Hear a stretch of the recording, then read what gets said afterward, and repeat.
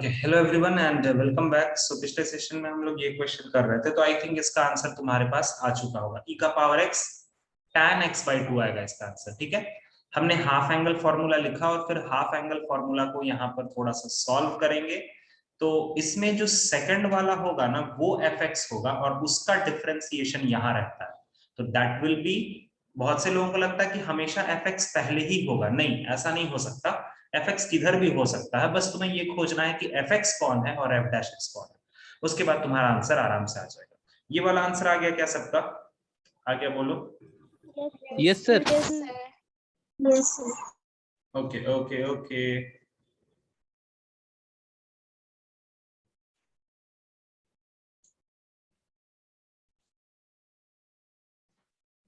और तो इस पे वैसा कुछ है नहीं। एक थोड़ा अच्छा क्वेश्चन है जो मैं तुम्हें शेयर करना चाहता हूँ। e का power x into x minus 1 upon x plus 1 का होल क्यूब dx। सोचो, समझो और परखो और बताओ कि इसको किस तरह से सॉल्व करोगे। नो डाउट सॉल्व वैसे ही होगा, बट देखो थोड़ा सा दिमाग लगाओ।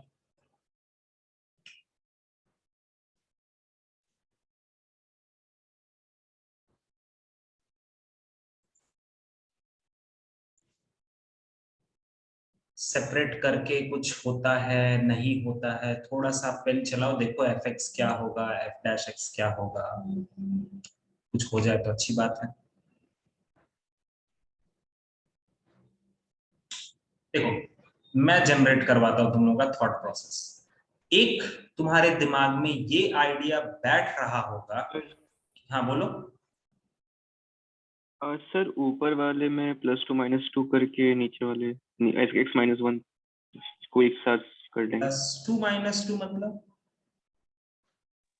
तो ऊपर में प्लस, अच्छा नहीं मल्टीप्लाई नहीं सर। नहीं प्लस नहीं, एक मिनट हर्ष, ऐसे तुरंत नहीं कह सकते। +2 - 2 कहाँ करना चाह रहे हो? सर ऊपर में। तो +2 - 2 करके फायदा कुछ वैसा बताओ। हाँ सर वही तो मतलब नहीं सर, वो x+1 * के फॉर्म में सोच रहे थे, तो वो नहीं सर, अरे वो नहीं यार, तुम लोग शायद क्वेश्चन को गलत तरीके से ले रहे हो। ऐसा है क्वेश्चन भाई, e का पावर x में ये पूरा मल्टीप्लाई हो रहा है, ये है क्वेश्चन। अब बोलो।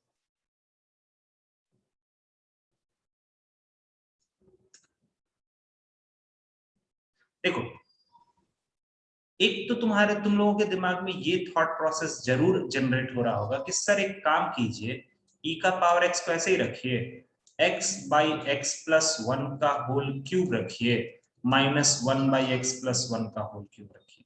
तो ये थॉट प्रोसेस अगर जनरेट होता है तो ये एकदम गलत है।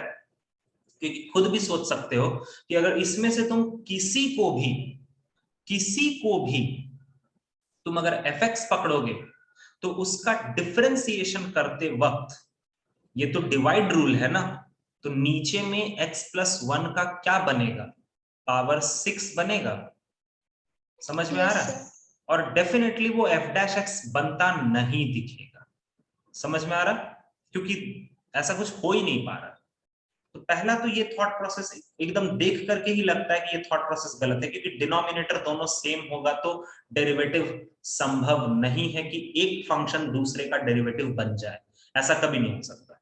ठीक है, तब अब हम आते हैं हर्ष वाले बात पे। उसने भले ही जो बोला बट सही बोला है, बट थोड़ा सा शायद उसने गड़बड़ कर दिया, बट ठीक है। e का पावर x, देखो नीचे में x+1 है ना, भले क्यूब हो बट फैक्टर तो x+1 है ना। ऊपर में तुम x+1 क्रिएट करने का कोशिश करो। तो ठीक है सर, कर देते हैं, ये x+1 लिख देते हैं। तो हमें बैलेंस किससे करना पड़ेगा? सीधा -2 लिखें? समझ में आ रहा है तुम लोगों को? -2 लिख देंगे ना, सही है ना? हाँ सर। और इसको कर देते हैं x+1 का होल क्यूब, इधर बांट देते हैं और इधर बांट देते हैं x+1 का होल क्यूब। देखो तो सही है क्या? देखो, अब e का पावर x पहले वाले पार्ट में क्या बचेगा? 1/x+1 का होल स्क्वायर -2/x+1 का होल क्यूब। अब दिखा तुम लोगों को जो मैं समझाना चाह रहा हूं? दिख गया? अरे दिखा ना बच्चा लोग। हाँ सर। Yes sir. Yes. तो हो गया अब काम अपना, है कि नहीं? तो इसका आंसर कितना होगा? एक्चुअली इसमें हमारा एफ एक्स कौन सा है? ये वाला एफ एक्स है, और ये पूरा ही क्या है? F dash x. तो इसका आंसर कितना हो जाएगा? ई का पावर एक्स एफ एक्स, मतलब एक्स प्लस वन का होल स्क्वायर प्लस सी। तो थोड़ा सा कभी कभी ऊपर में एडजस्टमेंट टाइप का भी सवाल आ जाता है। आ गया समझ में सबको? Yes. दूसरा Yes, sir. एक और टाइप का सवाल देखो।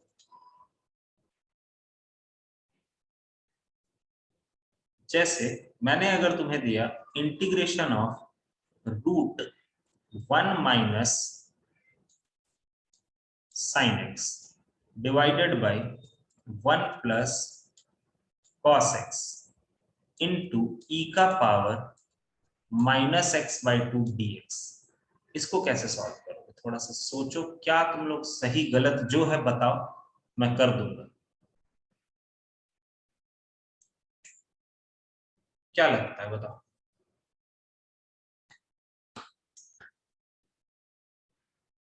कैसे करना चाहिए इसको?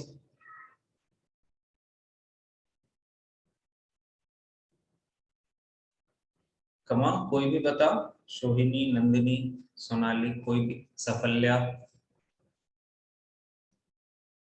भाई साहब और बहन, एटलीस्ट ट्रिग्नोमेट्री वाला पार्ट बताओ ना। ई का पावर एक्स को छोड़ो, सर हाफ एंगल अंदर में, हाफ एंगल रूट के अंदर। 1 माइनस साइन एक्स को क्या लिखेंगे? 1 माइनस साइन एक्स को क्या तो 1 लिखेंगे? Minus 2 sine x by 2 into cos x by 2। आगे आगे Sir, 1 को sin square x by 2 plus cos square x by 2. ठीक है, उसके बाद बोलते चलो, सही बोल रहे हो, इसीलिए तो मैं रोक नहीं रहा हूं ना। sin x by 2 minus cos x by 2 का होल स्क्वायर हो जाएगा। बाहर निकाल दो रूट से, तो sign x by to Yes. Minus cos x by to हो गया। नीचे में बच्चा लोग जब ऊपर में हाफ एंगल फॉर्मूला का इस्तेमाल Sir, क्यों? 2 cos square x by 2. So 2 cos square x by 2. हो गया। उन दोनों को सेपरेट करो थोड़ा, उस ब्रैकेट के अंदर, पूरे बिग ब्रैकेट के अंदर ही सेपरेट करो। क्या बन रहा है?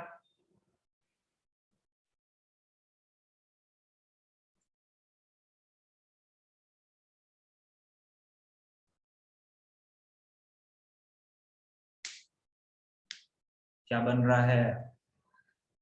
मुझे पेन चलाना पड़ेगा क्या?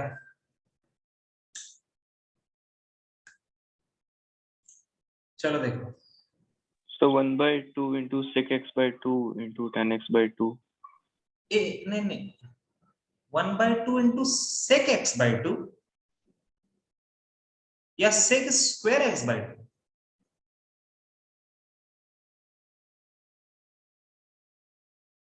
So sec square x by 2. एक बार देखो तो ध्यान से थोड़ा, पता नहीं मुझे, मैं कर रहा हूं। इस रूट में लिखेंगे, इसको लिखेंगे sine square x by two plus cos square x by to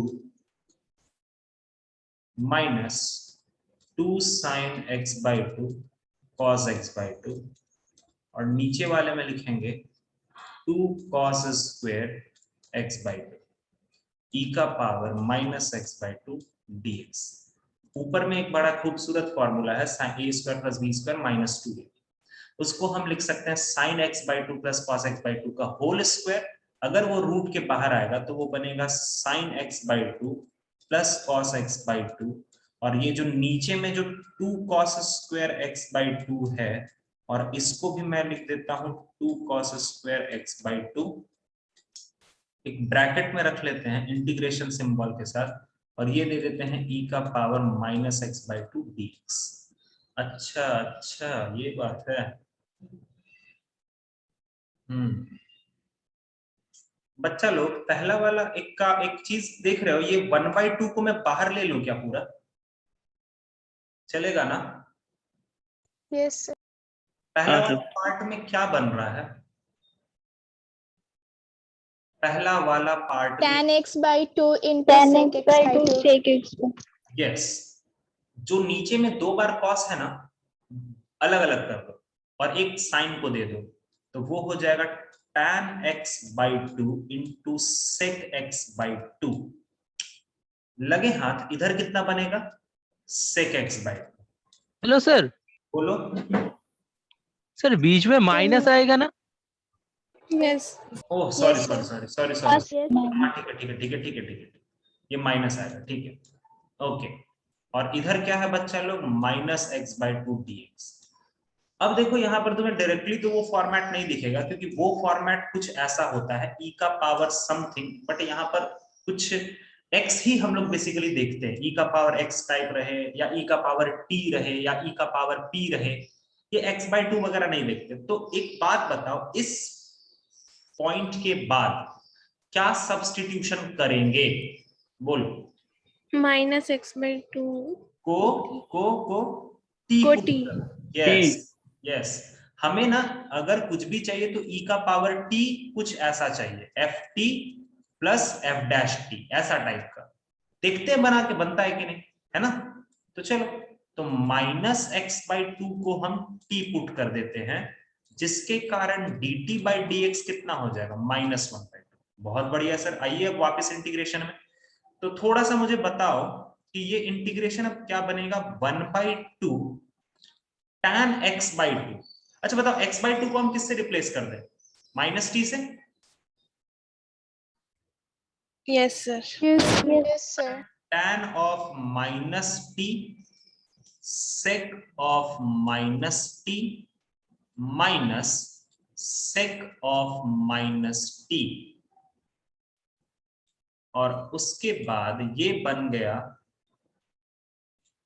e का पावर t, और dx के जगह पर -2 dt। देख लो बच्चा लोग, सही है ना? Yes, sir. अब Yes, sir. काटा छाटी करना चाहिए। ये 2 को जो dt के बगल में है, इस 2 से काट देंगे। अंदर में थोड़ा सा ट्रिग्नोमेट्री लाते हैं। tan ऑफ माइनस थीटा क्या होता है? माइनस tan थीटा, तो ये हो गया माइनस tan t। सेक का कोई फर्क नहीं पड़ता है, ये सेक t ही रहेगा। यहां पर भी सेक का कोई फर्क नहीं पड़ेगा, सेक t ही रहेगा। और इधर है तुम्हारा एक माइनस सिंबल भी लगा हुआ है, dt भी लगा हुआ है, और e का पावर t लगा हुआ है। अच्छा सर, अंदर वाले ब्रैकेट से एक काम कीजिए, माइनस को कॉमन ले लीजिए। तो जब आप अंदर वाले ब्रैकेट से माइनस साइन को कॉमन लेंगे तो ये वाला माइनस और ये वाला माइनस कट जाएगा, तो पूरा इंटीग्रेशन बड़ा खूबसूरत अब दिखेगा। वो होगा tan t, क्योंकि माइनस तो कॉमन ले लिया ना हमने, tan t sec t plus sec t dt। आ गया ना वो वाला फॉर्मेट? देखो, Yes, sir. और इसमें हम fx किसको पकड़ेंगे? इसको fx पकड़ेंगे, तो ये हमारा f डैश x हो जाएगा। तो e का power something fx plus f dash x, fx नहीं भाई सॉरी, ft पकड़ेंगे, ठीक है? एक्चुअली ये पूरा t में है ना, तो ठीक है, वो समझने की बात है, ft। तो इसका आंसर क्या हो जाएगा? e का पावर t sec t, ठीक है, प्लस c। t को वापस से रिप्लेस कर देते हैं, e का power minus x by 2 sake of minus x by 2, ठीक है? लेकिन सर सेक का तो इफेक्ट नहीं पड़ता है, तो इधर से आंसर हो जाएगा हमारा e का पावर माइनस एक्स बाई 2, सेक पर तो माइनस का इफेक्ट नहीं पड़ता है, ये हो जाएगा सेक एक्स बाई 2 प्लस सी। देखो आया क्या समझ में सबको? क्लियर हो गया? Yes, sir. Yes, sir. Yes, sir. आगे बढ़ा जाए।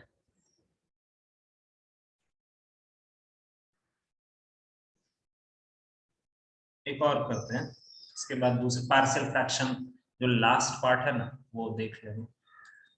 उसके बाद है इंटीग्रेशन ऑफ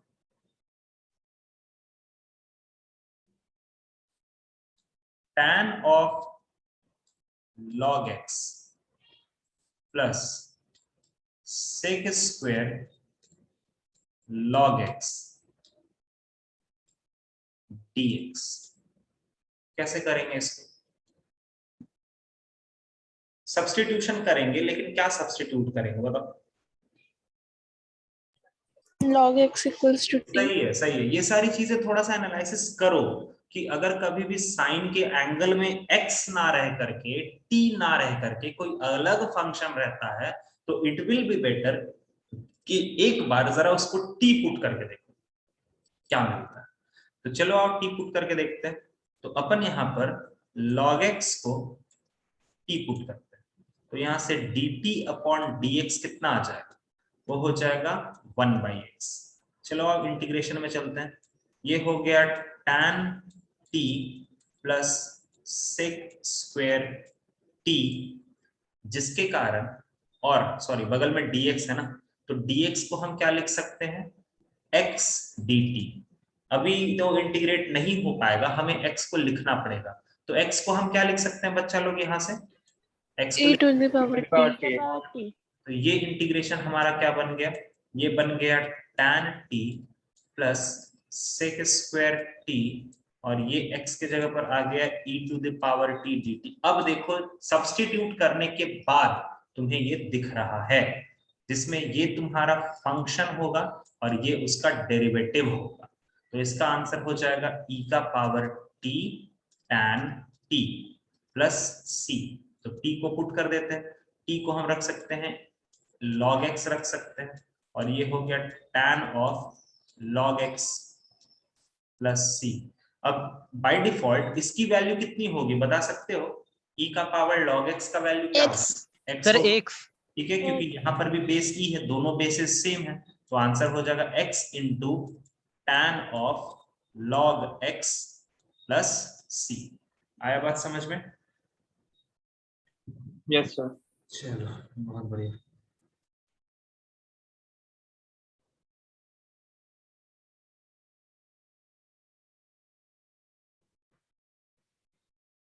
ओके, नेक्स्ट जो मैंने, अच्छा इसके पहले मैंने तुम्हें दो स्पेशल इंटीग्रल्स के फॉर्मूलाज बताए थे, याद है? दो स्पेशल इंटीग्रल मैंने बताया था ना, जिसके हेल्प से हमने 1 बाई क्वाड्रेटिक को सॉल्व किया था, 1 बाई रूट क्वाड्रेटिक को सॉल्व किया था, लीनियर अपॉन क्वाड्रेटिक को सॉल्व किया था, लीनियर अपॉन रूट क्वाड्रेटिक को सॉल्व किया था, जिसके हेल्प से हमने साइन स्क्वायर वाला चीज को कल सॉल्व किया, साइन एक्स वाला चीज या कॉस एक्स वाली चीज को कल सॉल्व किया। ये सारा चीज अगर ध्यान से देखे होंगे तो किस पर बेस्ड था? स्पेशल इंटीग्रल 1 या स्पेशल इंटीग्रल 2 पर बेस्ड था। कल भी मैंने किया था ना यार, tan x/2 का फॉर्मूला, याद नहीं है? वो सब भूल गए? याद है? अरे कल ही तो किए थे tan x/2 वाला yes formula. Sir. yes sir। होते ही नहीं हो तुम लोग यार। चलो, स्पेशल इंटीग्रल 3 बहुत जरूरी है, बट उसका फॉर्मूला तुम्हें याद करना पड़ेगा। ठीक है, तुम्हें बहुत जरूरी है उसका फॉर्मूला याद करना, और बहुत से लोगों को नहीं भी याद हो पाता। तो देखो, एक तो है कि वो तुम्हें कभी भी जेई वगैरह में पूछता नहीं है। स्पेशल इंटीग्रल 3 से रिलेटेड बहुत कम सवाल देखने को मिले हैं, बहुत कम सवाल। और अगर उस क्वेश्चन में पूछता भी है ना, तो देयर इज अदर सब्स्टिट्यूट। वो कहाँ पूछता है? तो एरिया अंडर द कर्व वाले चैप्टर में कभी कभी पूछता है। तो इफ पॉसिबल तो तुम उसको याद रख पाओ तो बहुत अच्छी बात है, लेकिन अगर नहीं भी याद होता है तो क्वेश्चन प्रैक्टिस करके उसको याद कर लो, क्योंकि वो बहुत बड़ा है। स्पेशल इंटीग्रल 3 का जो फॉर्मूला मैं लिखूंगा ना, वो तुम्हें देखा देखा लगेगा, लेकिन वो थोड़ा याद अगर तुम कर पाते हो ना तो बड़ा अच्छा होगा। ठीक है, स्पेशल इंटीग्रल 3 है। हमने 1 अपॉन क्वाड्रेटिक पढ़ लिया है, 1 अपॉन रूट क्वाड्रेटिक पढ़ लिया है। तो स्पेशल इंटीग्रल 3 किस पर बेस्ड है? वो होता है रूट क्वाड्रेटिक पर based. Root over a square minus x square का आंसर क्या होगा? उसके बाद root over x square minus a square का आंसर क्या होगा? और उसके बाद root over x square plus a square का आंसर क्या होगा? A square minus x square का आंसर होगा x/2 root over a square minus x square, इधर होता है x/2 root over x square minus a square, इधर होता है x/2 root over x square plus a square. तुम देख रहे हो मैं कोई तरीका से इस फॉर्मूला को लिख रहा हूं, जिस तरीके से मैंने याद रखा, अपने दिमाग में रखा है इसको। इसके बाद होता है प्लस ए स्क्वायर बाई 2, इस वाले में बीच में माइनस है ना, तो माइनस ए स्क्वायर बाई 2, यहाँ पर प्लस है ना तो ए स्क्वायर बाई 2, और इसमें होता है फिर से sine inverse x by a plus c हो गया, ये फॉर्मूला कंप्लीट। इसका होता है लॉग ऑफ सेकंड वाला फॉर्मूला, सेकंड स्पेशल इंटीग्रल का जो फॉर्मूला था ना, चिपका दो यहाँ पर, x plus root over x square minus a square plus c, और इसमें सेकंड वाला जो स्पेशल इंटीग्रल था वही वाला चीज यहां भी चिपका दो। तो ये थोड़ा बड़ा फॉर्मूला होता है, और इसको कैसे याद रखोगे ये तुम्हें थोड़ा सा ध्यान रखना पड़ेगा, ठीक है। मैं इस पर कोई भी सवाल तुम्हें नहीं कराऊंगा, कोई भी सवाल नहीं कराऊंगा, क्योंकि सवाल कैसे करना है ये तुम्हें बड़ा अच्छे से पता है। मैं बता देता हूं फिर भी थोड़ा सा, बट क्वेश्चन मैं नहीं करवाऊंगा, क्योंकि क्वेश्चन कैसे करना है तुम्हें ऑलरेडी अच्छे से पता है, और इस पर बेस्ड 2 ही तरह के सवाल बनते हैं। और वो 2 तरह के सवाल कैसे हैं वो देखो। एक तो तुम्हारा बनता है कुछ इस तरह का कि integration of the form root quadratic, या फिर दूसरा बनता है px प्लस क्यू जो कि लीनियर है, और ये होगा ax स्क्वायर प्लस bx प्लस सी जो कि क्वाड्रेटिक है। दोनों कैसे सॉल्व करना ये तुम्हें भली भांति पता है। कोई बताएगा रूट क्वाड्रेटिक अगर है तो कैसे सॉल्व करेंगे, कैसे करते हैं? कंप्लीटिंग द स्क्वायर टेक्निक लगाएंगे, एकदम सही है, एकदम सही। इसको सॉल्व करने के लिए कंप्लीटिंग द स्क्वायर बना लो, और एक बार कंप्लीटिंग द स्क्वायर बन गया, फॉर्मूला तुम्हारे सामने है, चिपका के रख दो, हो गया सॉल्व। अच्छा, इसको कैसे करेंगे बच्चा लोग?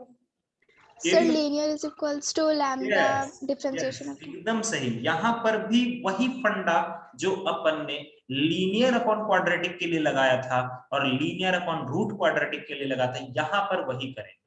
यहां पर करेंगे कि जो px प्लस q है, मतलब जो लीनियर वाला पार्ट है, that is equal to lambda times d by dx of quadratic वाला पार्ट प्लस म्यू। आया बात समझ में? समझ गए पूरा अच्छे से? इसीलिए मैं इस पर तुम्हें कोई सवाल नहीं कराऊंगा, बिकॉज वो सिर्फ थोड़ा सा टाइम को वेस्ट करेगा, बिकॉज तुम्हें ये दोनों मेथड्स पता है अच्छे से, बस तुम्हें वो करना है और फॉर्मूला पर बिठा देना। समझ गया बच्चा लोग सब? Yes sir. yes. ओके।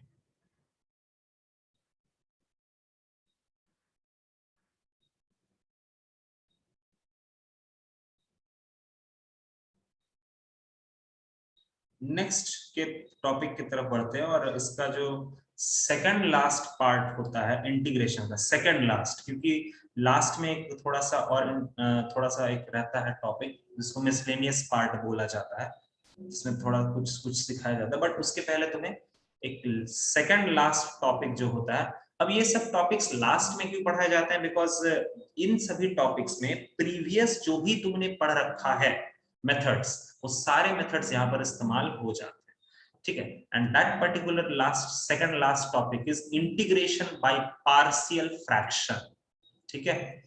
इसमें टोटल 4 पार्ट होता है, बट अभी टाइम के अकॉर्डिंग मैं सिर्फ 1 या 2 पार्ट ही बताऊंगा।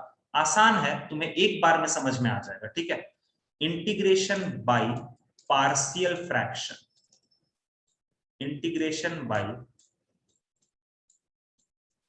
पार्शियल फ्रैक्शन, इसमें 4 टाइप टोटल पढ़ना होता है, और वो चारों टाइप बड़ा आसान है, उसको देख लो, तुम्हें एक एक बार में ही समझ में आ जाएगा। सबसे पहला होता है इसमें कि when denominator contains distinct linear factors bracket में नॉन रिपीटिंग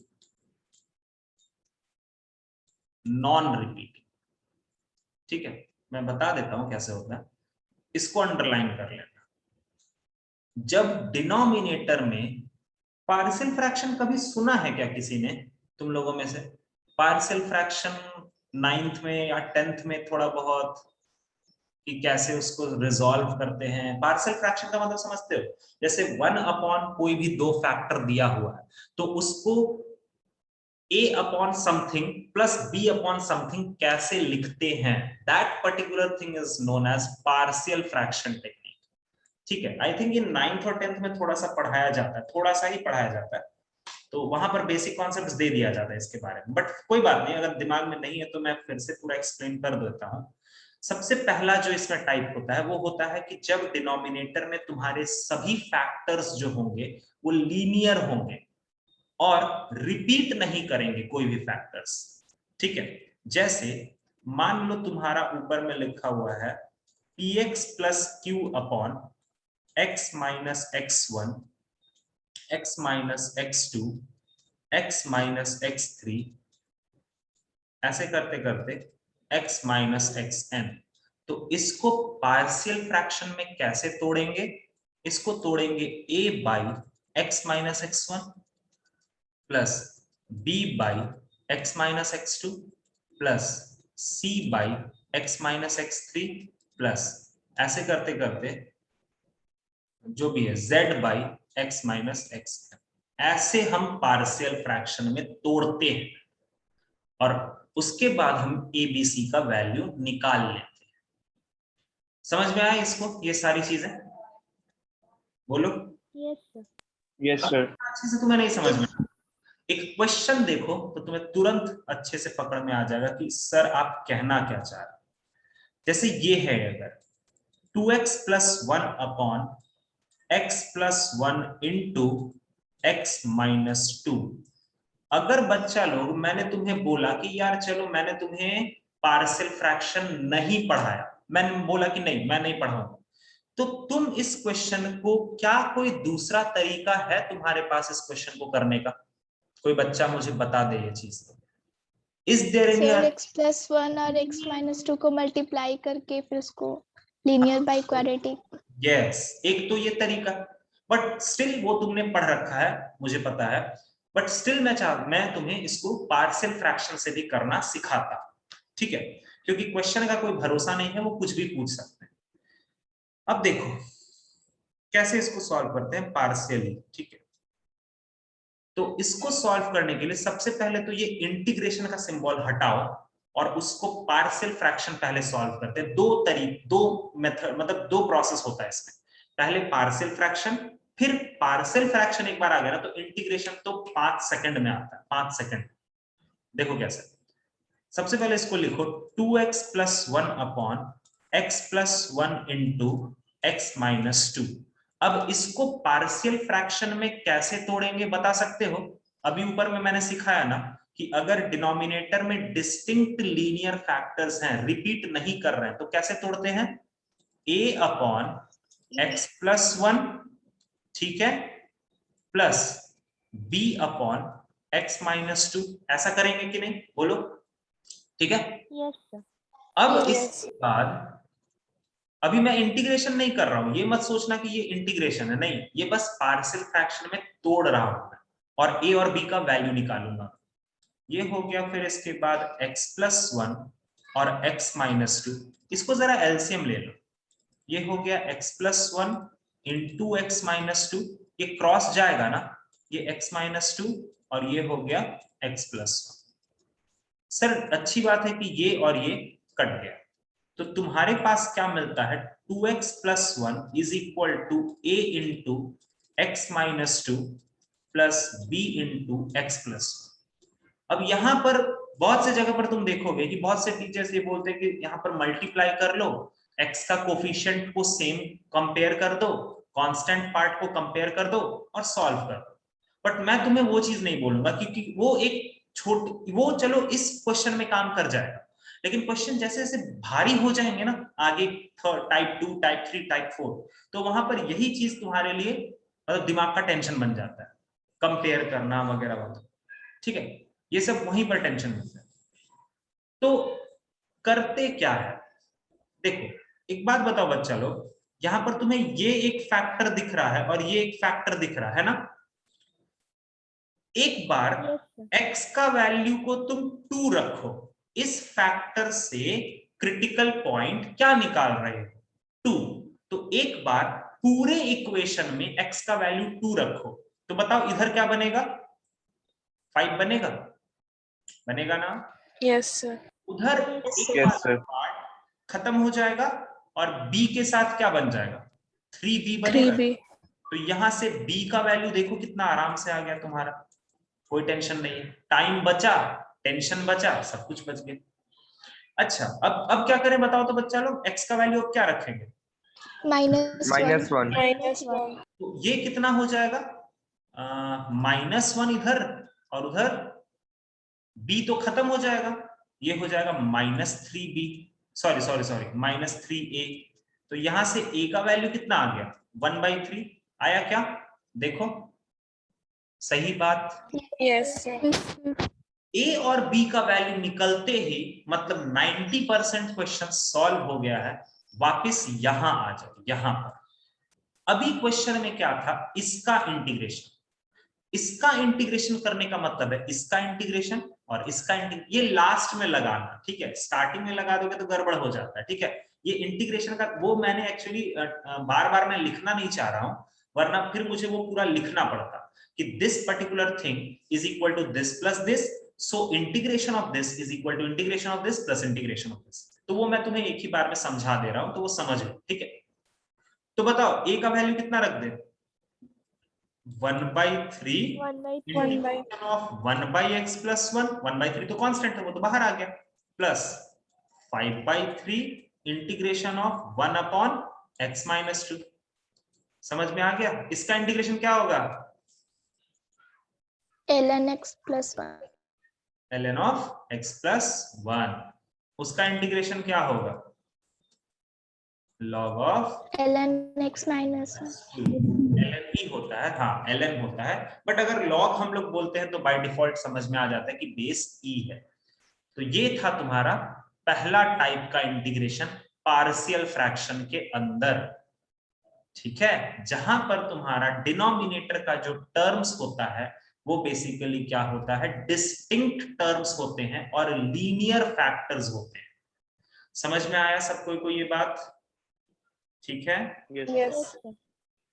ओके गाइस, अभी फिलहाल एक काम करते हैं, इतना ही रहने देते हैं, जितना भी चीज मैंने तुम्हें पढ़ाया है पूरा का पूरा तुम्हारा इंटीग्रेशन ऑलमोस्ट कंप्लीट होने पर आ गया है, सिर्फ 20% बचा हुआ है, वो अगले क्लास में हो जाएगा, तुम अपना मॉड्यूल निकालो और धड़ाधड़ सॉल्व करना चालू करो, क्योंकि जितना तुम प्रैक्टिस करोगे तुमको फायदा होगा। डीपीपी जो है ना इंटीग्रेशन का, उसको जरूर बनाओ, उसमें कुछ क्वेश्चंस तुमसे नहीं बनेंगे क्योंकि कुछ क्वेश्चंस अभी मुझे कराने बाकी, कुछ अच्छे लेवल के क्वेश्चंस बाकी है कराने, वो एट द एंड में कराऊंगा, मतलब अगले क्लास में, ठीक है, बट स्टिल उसमें कुछ क्वेश्चंस बन जाएंगे, अगर 10 क्वेश्चन है तो 7 या 6 क्वेश्चन तो जरूर बन जाएगा। तो डीपीपी सॉल्व करो, डीपीपी 1 और 2 एकदम सॉल्व करो और मेरे से डाउट पूछो ग्रुप में, मॉड्यूल सॉल्व करो, डाउट भेजो, जितना ज्यादा से ज्यादा प्रैक्टिस कर सकते हो करो, क्योंकि मैंने अपने तरफ से सब कुछ पढ़ा दिया है, बट ये चीजों को तुम्हें दिमाग में रखना है ना, तो तुम्हें प्रैक्टिस करना ही पड़ेगा, वरना दिमाग से निकल जाएगा ये सारा चीज कि हाँ सर इसको ऐसे करते हैं, इसको ऐसे करते हैं, ऐसे करते हैं, ठीक है। चलो फिर सारी चीजें समझ में आ गई आज तुम लोगों को, सब कुछ Yes, sir. ठीक, चलो फिर मिलेंगे Yes, अगली क्लास में, तब तक के लिए प्रैक्टिस करते रहो, क्वेश्चंस बनाते रहो, थैंक यू, नमस्ते, जय Hind, bye bye, take care. Thank you, sir. Thank you, sir. Thank you sir.